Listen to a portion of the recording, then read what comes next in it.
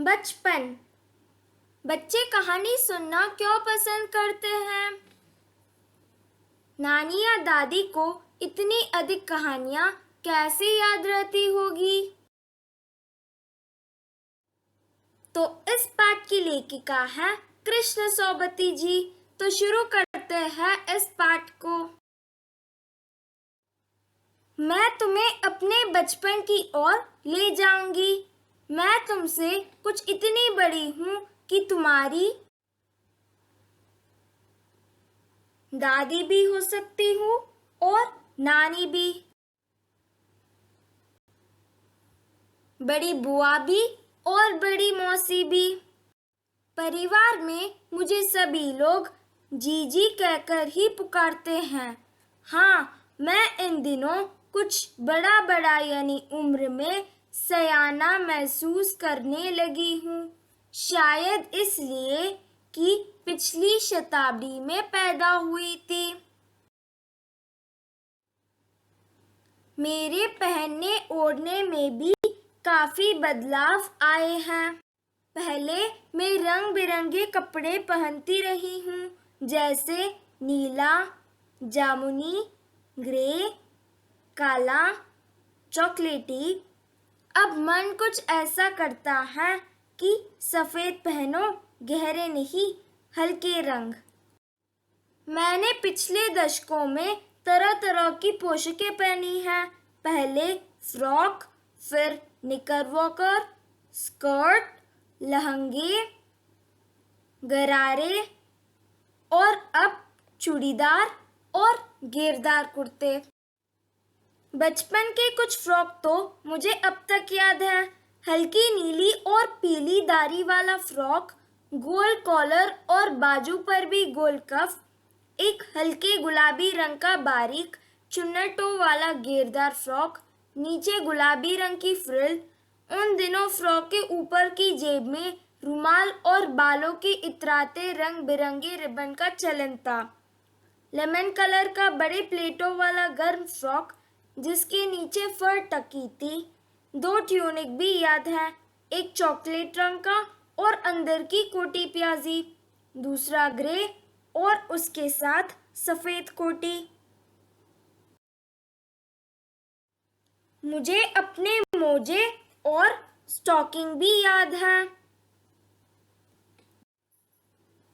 बचपन में हमें अपने मोजे खुद धोने पड़ते थे।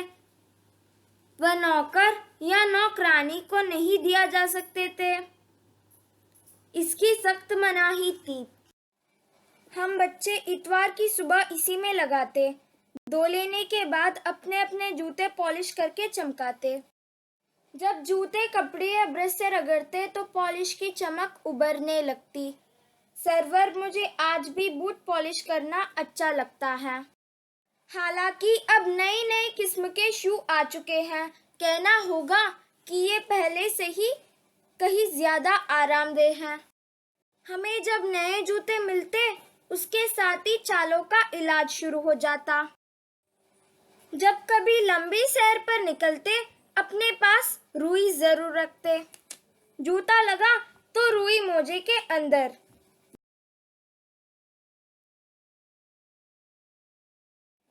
हाँ, हमारे तुम्हारे बचपन में तो बहुत फर्क हो चुका है।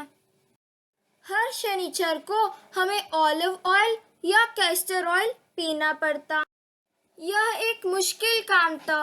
शनिचर को सुबह से ही नाक में इसकी गंध आने लगती।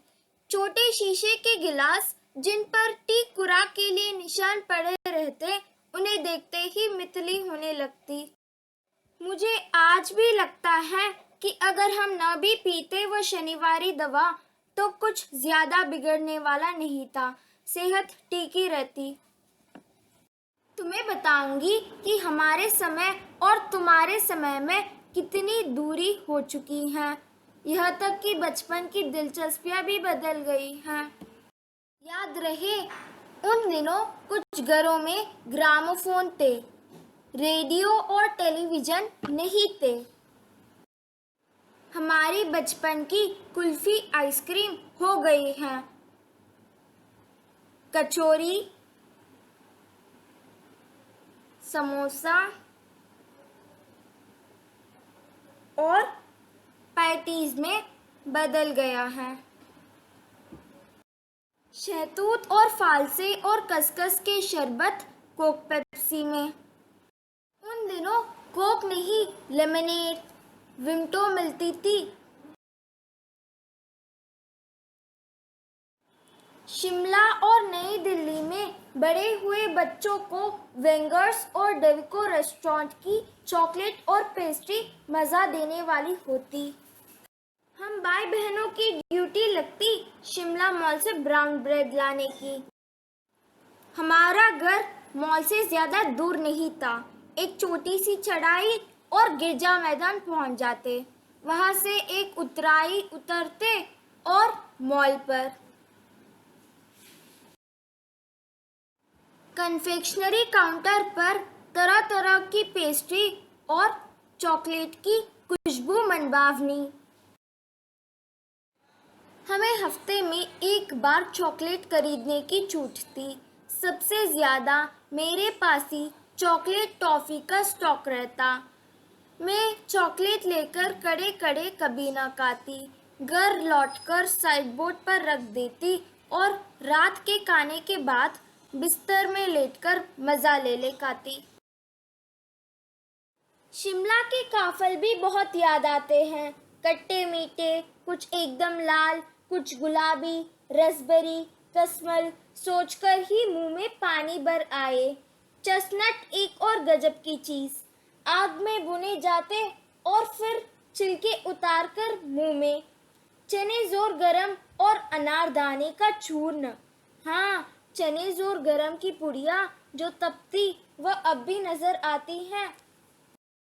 पुराने कागजों से बनाई हुई इस पुड़िया में निरा हाथ का कमाल है।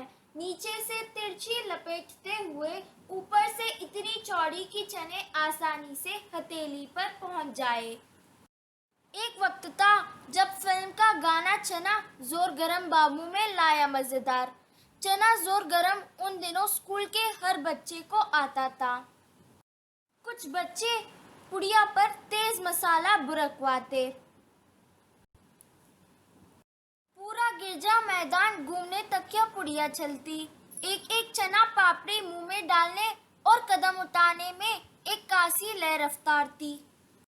चुटपन में हमने शिमला रिज पर बहुत मजे किए हैं। घोड़ों की सवारी भी की है। शिमला के हर बच्चे को कभी न कभी यह मौका मिल ही जाता था। हम जाने क्यों घोड़ों को कुछ कमतर करके समझते, उन पर हंसते थे। नन्हीहाल के घोड़े खूब हृष्ट पुष्ट और खूबसूरत, उनकी बात फिर कभी। शाम में रंग बिरंगे गुब्बारे, सामने जाकू का पहाड़, ऊंचा चर्च। चर्च की घंटियां बजती तो दूर दूर तक उनकी गूंज फैल जाती।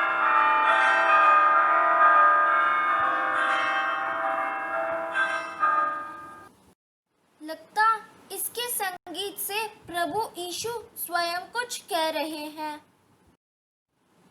सामने आकाश पर सूर्यास्त हो रहा है। गुलाबी सुनहरी धारियां नीले आसमान पर फैल रही हैं। दूर दूर फैले पहाड़ों के मुखड़े गहराने लगे और देखते देखते बत्तियां टिमटिमाने लगी। रिज पर की रौनक और मॉल की दुकानों की चमक के भी क्या कहने। स्कैंडल पॉइंट की भीड़ से उभरता कोलाहल। सर्वर स्कैंडल पॉइंट के ठीक सामने उन दिनों एक दुकान हुआ करती थी जिसके शोरूम में शिमला कालका ट्रेन का मॉडल बना हुआ था। इसकी पटरियां, उस पर खड़ी छोटे छोटे डिब्बों वाली ट्रेन, एक और लाल टीन की छत वाला स्टेशन और सामने सिग्नल देता खंबा, थोड़ी थोड़ी दूर पर बनी सुरंगें। पिछली सदी में तेज रफ्तार वाली गाड़ी वही थी। कभी कभी हवाई जहाज भी देखने को मिलते। दिल्ली में जब भी उनकी आवाज आती, बच्चे उन्हें देखने बाहर दौड़ते। दिखता एक बारी बरकम पक्षी उड़ा जा रहा है पंख फैलाकर। यह देखो, और वह गायब। उसकी स्पीड ही इतनी तेज लगती। हाँ, गाड़ी के मॉडल वाली दुकान के साथ एक और ऐसी दुकान थी जो मुझे कभी नहीं भूलती। यह वह दुकान थी जहाँ मेरा पहला चश्मा बना था। वहाँ आंखों के डॉक्टर अंग्रेज थे। शुरू में चश्मा लगाना बड़ा अटपटा लगा। छोटे बड़े मेरे चेहरे की ओर देखते और कहते, आंखों में कुछ तकलीफ है, इस उम्र में ऐनक, दूध पिया करो।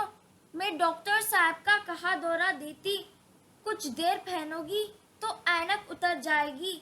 वैसे डॉक्टर साहब ने पूरा आश्वासन दिया था, लेकिन चश्मा तो अब तक नहीं उतरा। नंबर बस कम ही होता रहा। मैं अपने आप इसकी जिम्मेवार हूँ। जब आप दिन की रोशनी को छोड़कर रात में टेबल लैंप के सामने काम करेंगी तो इसके अलावा और क्या होगा। हाँ, जब पहली बार मैंने चश्मा लगाया तो मेरे एक चचेरे भाई ने मुझे छेड़ा, देखो देखो कैसी लग रही है। आंख पर चश्मा लगाया ताकि सूझे दूर की, यह नहीं लड़की को मालूम। सूरत बनी लंगूर की, मैं कीजी की मुझ पर यह क्यों दोहराया जा रहा है, पर शेर बुरा न लगा। जब वह चाय पीकर चले गए तो मैं अपने कमरे में जाकर आईने के सामने खड़ी हो गई।